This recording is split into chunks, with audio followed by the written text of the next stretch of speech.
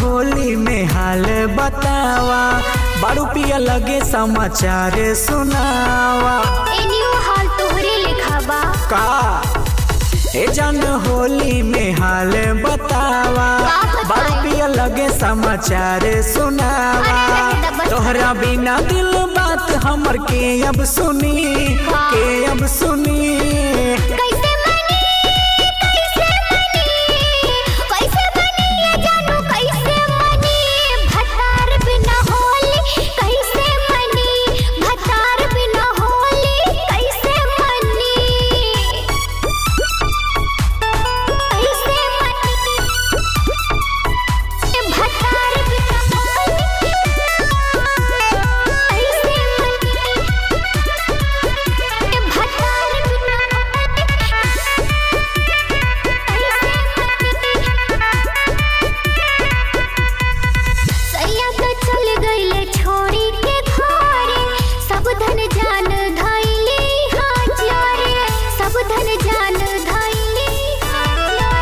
काके बियाह हले गइलू ससुरवा, काके ये जान पूरा सोरहो सिंगरवा।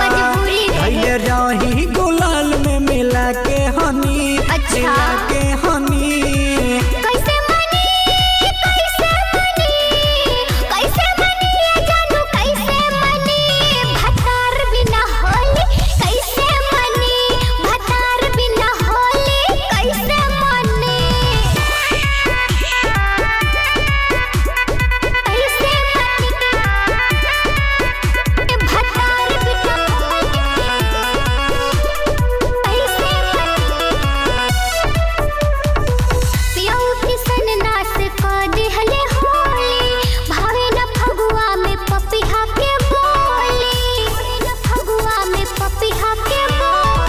काहे अमरजीत से प्रीत मिटैलू, होली में जान दूसरा के हो गइलू। दिल के हमरा दर्द जानू के अब जानी, के अब सुनी।